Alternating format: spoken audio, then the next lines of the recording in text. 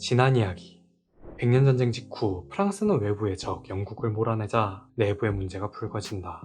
특히 지역주의가 강했던 부르고뉴 공국과 브르타뉴 공국을 중심으로 동맹이 형성된다. 그런데 동맹군의 주요 지도자였던 담대공 필리프가 급사하면서 전쟁은 총과 칼이 아닌 결혼으로 이어진다. 금싸라기 땅을 두고 구애 경쟁을 하는 샤를 8세와 막시밀리안 1세. 두 여성은 각 남성들과 결혼하며 일단락된다. 결혼 후 친정을 시작하는 샤를 8세.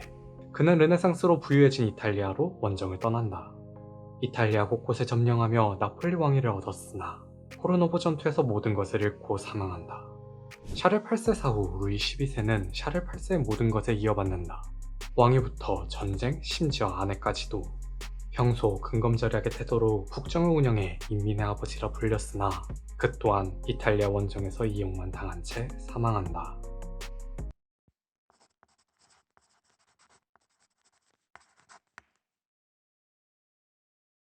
루이 12세 사후 왕위는 프랑스와 1세에게 넘어갑니다. 프랑스와 1세는 앞선 두 왕과 달리 안정적으로 왕위에 올라요. 일찍이 루이 12세가 그를 후계자로 점치고 놓았기 때문이었죠. 그는 루이 12세의 사위 자격으로 왕위에 올랐습니다. 그리고 그의 아내는 바로 안드 브루타뉴의 딸 클로드 드 브루타뉴였어요. 살아생전 원치 않는 결혼을 2번이나 해야 했던 그녀는 자식만큼은 프랑스로부터 해방된 브루타뉴 공국에서 살아가길 바랐죠. 하지만 임신과 유산을 반복한 그녀는 끝내 아들을 보지 못했습니다. 무려 11번을 임신했던 그녀는 결국 건강을 잃고 말았고 브르타뉴에 대한 모든 권리는 딸 클로드 드 브루타뉴에게 넘어갔어요. 또다시 브르타뉴 영지에 대한 상속 문제가 불거질 수 있는 상황. 루이 12세는 안드 브루타뉴가 사망한 이듬해에 두 사람을 결혼시켰죠. 모녀의 결혼 생활은 행복하지 않았으나 프랑스와 1세가 아들을 낳으며 브르타뉴 공국에 대한 상속 문제는 막을 내렸습니다. 프랑스와 1세 역시 이탈리아 원정에 관심을 가져요. 2m가 넘는 키에 스포츠로 다져진 몸, 잘생긴 외모에 방탄한 성격을 지녔던 그는 어렸을 때부터 르네상스에 대해 듣고 자랐죠. 마침 루이 12세에게 비참한 패배를 안겨주었던 신성동맹은 율리오 2세 사망으로 와해된 상태. 20살의 젊은 나이에 즉위한 프랑스와 1세는 과감하게 밀라노로 진격했습니다. 1515년 그는 마리냐노 전투에서 밀라노를 점령하고 스위스 용병을 포섭했어요. 그리고 루이 12세가 좋아했던 레오나르도 다빈치를 프랑스로 초청해 후원했죠. 이때 탄생한 그림이 전 세계에서 가장 가치가 높은 미술품 모나리자였습니다. 1516년 그는 누아용 조약과 브리세 조약으로 북이탈리아를 손에 넣은 뒤 신성로마 제국 황제 선거에 뛰어듭니다. 1519년 막시밀리안 1세가 사망하자 차기 황제 선출 시즌이 돌아왔어요. 그의 상대는 바로 막시밀리안 1세의 손자 카를 5세였습니다.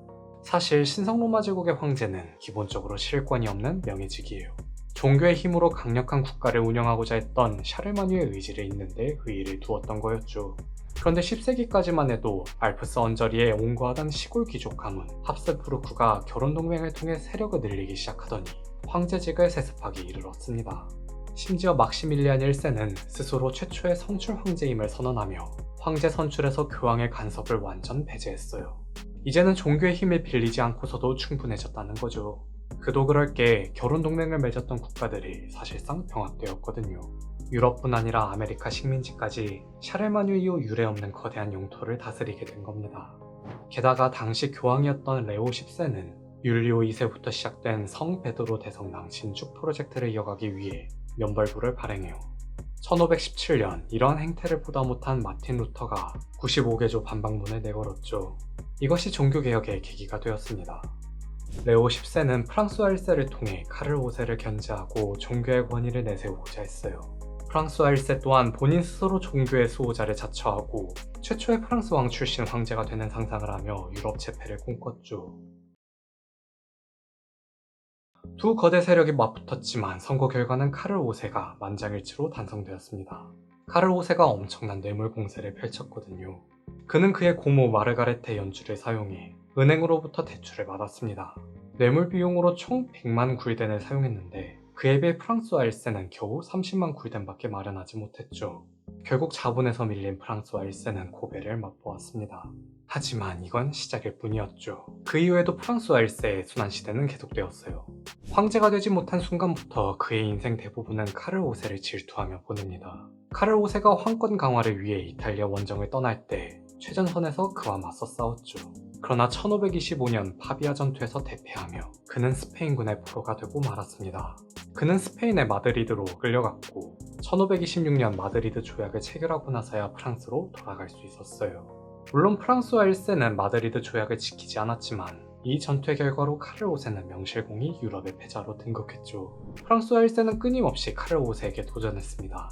레오 10세 이후 교황이 된 클레멘스 7세와 콘약 동맹을 맺어 반제국연합을 결성했어요. 이에 분노한 카를 5세는 1527년 사코디 로마를 일으켜 로마를 쑥대밭으로 만들었죠. 결국 콘약 동맹은 실패했고 교황권이 몰락해 영국에서 성공회가 탄생했으며 이탈리아 르네상스 시대는 막을 내렸습니다. 또다시 카를 5세에게 밀린 프랑스와 1세, 이번에는 악마와 손을 잡고 말아요. 바로 가톨릭 세계의 숙적 오스만 제국과 동맹을 맺었죠. 문제는 전쟁에 참여한 프랑스와 신성로마 제국, 오스만 제국과 영국 모두 종교개혁과 재정 문제로 결전을 치르지 못했습니다. 이탈리아 대전쟁은 생각보다 심각히 끝납니다. 프랑스와 1세와 카를 5세 그리고 헨리 8세 세 사람은 비슷한 시기에 주권과 권력을 잃었거든요. 세계는 이미 대항해 시대에 발맞춰 나아가고 있었고 펠리페 2세와 엘리자베스 1세 둘은 재해권을 두고 경쟁하고 있었죠. 오직 앙리 2세만이 프랑스와 1세의 뒤를 이어 전쟁을 지속했는데요. 하지만 1554년 마르시아노 전투에서 패배하며 아예 손을 떼버렸죠. 비록 카를 5세에 밀려 빛을 발하지는 못했지만 프랑스와 1세는 프랑스 르네상스의 아버지라 불릴 정도로 문화와 예술에 뛰어난 재능을 보였습니다. 현재 프랑스가 예술의 도시로 불리게 된 것도 그의 공이 가장 컸어요. 앞서 말한 레오나르도 다빈치뿐만 아니라 안드레아 델 사르토 등 여러 예술인들을 프랑스로 이주시켰고 샹보르 성, 루브르 궁전, 퐁텐블로 궁전 등을 르네상스 양식으로 정비했으며 공식적으로 행정 언어를 라틴어에서 불어로 바꿨죠. 종교에 대해서도 관대한 편이었습니다. 카를 5세를 방해할 수만 있다면 개신교든 이슬람교든 전부 상관없었어요. 다만 1534년 장 칼뱅의 제자들이 자신의 성까지 찾아와 벽보를 붙이는 사건이 벌어졌죠. 그는 이러한 프로테스탄트 운동을 자신의 반대하는 음모로 보았고 신교도들을 박해했으며 장 칼뱅 또한 국외로 추방되었습니다. 이후 장 칼뱅은 오해를 풀기 위해 책 한 권을 발간하고 그에게 헌사를 남겨요. 그 책이 바로 개신교 역사상 최대의 교리서 기독교 강요였죠. 프랑스와 1세 사후 종교개혁의 움직임은 더욱 거세집니다. 이제는 개혁을 넘어 전쟁으로까지 번졌어요. 당시 개신교 세력을 나타낸 지도입니다. 독일에서 시작된 루터파의 교리는 독일 남부와 동부 그리고 북유럽으로 전파되었고 제네바에서 시작된 칼뱅파의 교리는 스코틀랜드, 영국, 프랑스, 네덜란드로 전파되었죠. 개신교 세력이 걷잡을 수 없을 정도로 커지자 두 종교는 서로를 악마의 하수인이라 칭하기 시작합니다. 이러한 상황 속에서 프랑스와 1세의 아들 앙리 2세가 즉위를 해요.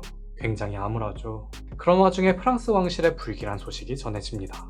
1555년 어느 점성가가 발로아 앙굴렘 왕가에 대한 예언을 책으로 남겼어요. 여기 등장하는 늙은 사자가 바로 앙리 2세였고 이 예언서를 쓴 저자는 그 이름도 유명한 노스트라다무스였죠. 앙리 2세가 자신에 대한 예언을 어떻게 받아들였는지는 모르겠으나 그를 궁전으로 초청해 점성술 고문위원으로 임명했습니다. 1559년 그는 여동생과 딸의 결혼식을 동시에 열었어요. 결혼을 통한 단결과 화합으로 이탈리아 대전쟁의 종결과 평화의 새 시대를 제창하려 했죠. 그는 축하연회에서 빠질 수 없는 이벤트 마상창 시합에 직접 참가했습니다. 문제는 여기서 사고가 발생하고 말았어요. 경합을 벌이는 도중 상대의 창날이 부러졌고 그 파편이 자신의 투구 틈새로 파고들었으며 그대로 오른쪽 눈 위에 박혀버렸죠. 그는 대수술을 받아야 했습니다. 근데 외과학의 아버지 앙브로아주 파레가 수술을 집도했지만 수술 후 얼마 못 가 죽고 말았어요. 노스트라다무스의 예언이 들어맞는 순간이었죠. 앙리 2세의 갑작스러운 사망 소식은 프랑스 전체에 묘한 긴장감을 낳았습니다. 15살의 어린 나이에 왕이 된 프랑스와 2세를 두고 권력 다툼이 또다시 일어난 거예요. 프랑스와 2세의 아내 쪽 인물인 프랑스와 드 기주 공작과 프랑스와 2세의 당고모 고아나 3세 간의 갈등으로 점쳐졌습니다.